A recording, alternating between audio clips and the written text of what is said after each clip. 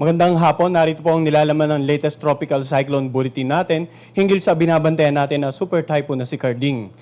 Patuloy nga itong kumikilos palapit dito sa may bandang eastern section ng Quezon at kanina alas 4 ng hapon ay nandito na ito sa coastal waters ng Bordeos, Polillo Island. So actually yung eyewall niya ay nagsisimula na makaapekto sa northern part ng Polillo Island. Taglay pa rin ni Carding ang lakas ng hangin na umabot hanggang 195 km per hour malapit sa gitna nito at yung pagbugso ay aabot hanggang 240 km per hour. Kumikilos ito sa direksyong Pakanluran sa bilis naman na 20 km per hour. So makikita rin natin dito sa ating Baler Doppler radar image, yung mata ng bagyong si Carding ay patuloy ang lumalapit dito sa may bandang Polillo Island at inaasahan nga natin na sa pagitan ng alas 6 hanggang alas 8 ng gabi, posible na itong tumama dito sa eastern section ng northern part ng Quezon o sa southernmost part ng Aurora. May nakataas pa rin po tayong tropical cyclone wind signal dahil papalapit na ito sa landmass ng ating bansa.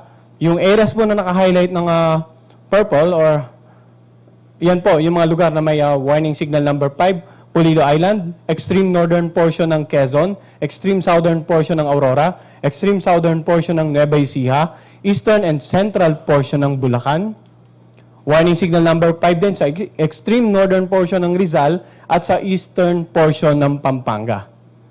Samantala, yung sa mapa natin, naka-highlight ng red, lugar naman na may tropical cyclone wind signal number 4. Dito sa may bandang Calaguas Island, central and southern portion ng Nueva Ecija, sa northern portion ng Metro Manila, sa lalawigan ng Tarlac, natitirang bahagi ng Pampanga, natitirang bahagi ng Bulacan, sa Zambales, sa northern portion of Bataan. Warning signal number 4 din ang nakataas sa southern portion ng Pangasinan at saka sa extreme northern portion ng Laguna.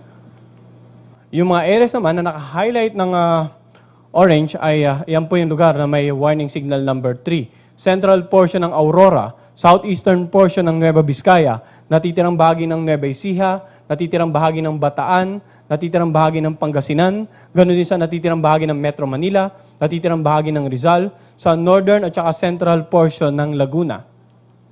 Warning signal number 3 rin sa northern at saka central portion ng Cavite, sa natitirang bahagi ng northern portion ng Quezon at sa northern portion ng Camarines Norte. Samantala, yung naka-highlight naman ng yellow, lugar na may mga warning signal number 2. Sa southern portion ng Isabela, sa lalawigan ng Quirino, sa natitirang bahagi ng Nueva Vizcaya, sa lalawigan ng Benguet, La Union, sa natitirang bahagi ng Aurora at ng Cavite, ganun din sa Batangas. Warning signal number 2 rin nakataas sa natitirang bahagi ng Laguna, central portion ng Quezon, natitirang bahagi ng Camarines Norte, dito sa northern portion ng Camarines Sur, sa Catanduanes. And finally, yung lugar na naka-highlight ng light blue, yan po yung mga lalawigan na may warning signal number 1. Sa southern portion ng Cagayan, natitirang bahagi ng Isabela, sa southern portion ng Apayao, sa lalawigan ng Kalinga, Abra, ganun din sa Mountain Province, sa Ifugao, sa southern portion ng Ilocos Norte. Warning signal number 1 din dito sa may bandang Ilocos Sur, natitirang bahagi ng Quezon, dito sa northern portion ng Occidental Mindoro kasama ang Lubang Island, northern portion ng Oriental Mindoro, sa lalawigan ng Marinduque, natitirang bahagi ng Camarines Sur, Albay, Sorsogon, Burias Island at Ticao Island. So, base sa pinaka-latest forecast track na pinalabas nga ng Pag-asa ngayong hapon, makikita natin 2 p.m. ito yung lokasyon ng bagyong si Carding, halos nakadikit na dito sa may bandang Polillo Island. At inaasahan natin sa pagitan ng alas 2 ngayong hapon hanggang alas 2 ng madaling araw, posibleng natawid niya na yung mga lalawigan, ilang lalawigan sa Central Luzon. Subalit, pansinin natin, uulitin po natin yung area of probability, yung parang apa, maaaring yung bagyo kumilos na according sa center track natin or more towards the northern or southern part ng center track. Kaya po, uulitin natin, hindi lamang itong Central Luzon ang dapat maging handa para po sa posibleng pagtawid ng bagyong si Carding. Lahat po ng mga lugar na binanggit natin, simula warning signal number 5 hanggang 1, kailangan maging alerto, maging handa. And hopefully, ilang araw na tayo nagbibigay ng babala, handa na po yung mga kababayan natin para sa parating ng bagyong si Carding. Bukas ng hapon, inaasahan natin na halos nasa northwestern boundary na ito ng ating Philippine Area of Responsibility. At sa pagitan ng bukas ng hapon hanggang possibly madaling araw ng Martes, posibleng lalabas na ito sa northwestern boundary ng ating PAR. So ano nga ba inaasahan natin? Lalong lumalapit ang bagyo sa landmass ng ating bansa.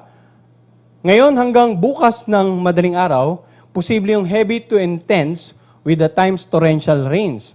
Metro Manila, Zambales, Bataan, Tarlac, Pampanga, Nueva Ecija, Bulacan, Aurora, Rizal, at sa northern portion ng Quezon kasamang Pulilo Island. Yung initially inaasahan natin na direktang tatawirin ng sentro. Moderate to heavy with the times intense rains sa Isabela, Nueva Vizcaya, Quirino, Benguet, Ifugao, sa Mountain Province, sa Pangasinan, Cavite, Laguna, Batangas, ganun din sa central portion ng Quezon, sa Occidental Mindoro at sa Camarines Norte. Light to moderate naman with the times heavy rains sa Oriental Mindoro, Marinduque, natitirang bahagi ng Calabarzon at ng Bicol Region. Bukas naman ng umaga hanggang sa makapananghali, heavy to intense rains pa rin po inaasahan sa Zambales, Bataan, Pampanga at sa Bulacan. Moderate to heavy with the times intense, Metro Manila, Pangasinan, Cavite, Occidental Mindoro at sa natitirang bahagi ng Central Luzon. Light to moderate with the times heavy rains sa Mountain Province, Ifugao, Benguet, Quirino, Nueva Vizcaya, Oriental Mindoro at sa natitirang bahagi ng Calabarzon. So kung susumahin po natin, yung mga areas na binanggit po natin ay sa kasalukuyan lahat may warning signal. So, iba yung pag-iingat po. Dapat alerto yung mga kababayan natin. Hopefully, nagawa na yung mga disaster preparedness and mitigation measures sapagkat yung mga paulan na inaasahan natin, posibleng magdulot ng mga pagbaha sa low-lying areas, pagguho ng lupa sa mga areas na malapit sa gilid ng bundok, at pag-apaw naman ng mga tubig sa ilog na siyang magdudulot ng mga pagba sa mga komunidad na malapit po sa ilog.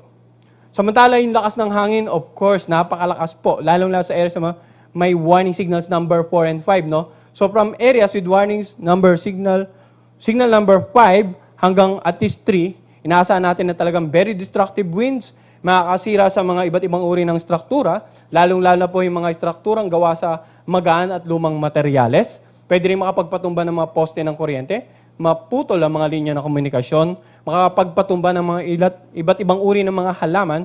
So basically, hindi po safe na lumabas kapag nananalasa yung bagyo. As much as possible, stay indoors po tayo sapagkat pwede rin ito makapagpatumba ng mga billboards. Samantala sa lugar na may warning signal number 1 naman, occasional gusty winds asahan po natin. But generally, as much as possible, huwag po tayong lalabas ng bahay kapag nananalasa ang bagyo sa ating lugar or hanggat may warning signal po na talagang nararamdaman sa inyong lugar yung lakas ng hangin. May na-expect din po tayong coastal inundation. Pwedeng magkaroon ng mga storm surges sa ilang lugar, high to very high risk of storm surge, dito sa mga low-lying and exposed coastal areas of northern Quezon, kasama ang Pulilo Island at sa lalawigan ng Aurora. Samantala, moderate to high risk of storm surge sa mga lalawigan ng Camarines Norte, Pangasinan, Zambales, Bulacan, northern portion ng Metro, Manila, southern portion ng La Union at rest of Quezon. So generally, sa lahat ng mga coastal areas na may warning signals number 5 hanggang 2, posible po talagang makaranas ng mga occasional na storm surge. So sa mga coastal areas natin, no, community na nasa coastal areas, as much as possible ay lumikas po sa higher grounds. Lalong-lalo na kung identified yung lugar nyo as highly vulnerable sa mga storm surges. Dahil din dito, may marine gale warning po tayong nakataas sa mga seaboards ng Luzon.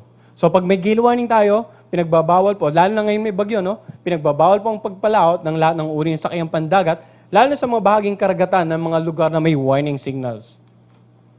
In terms of track and intensity, nakita po natin na posible nga sa pagitan ng alas 6 hanggang alas 8 ng gabi, maglandfall sa either northern part of Quezon or southern part of Aurora ang bagyong si Carding.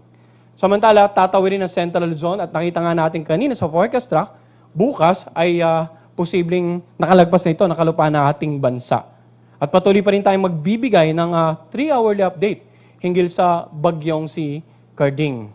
Inaasahan natin na mapapanatili nito yung kanyang lakas bago maglandfall. It means super typhoon intensity pa rin po inaasahan natin.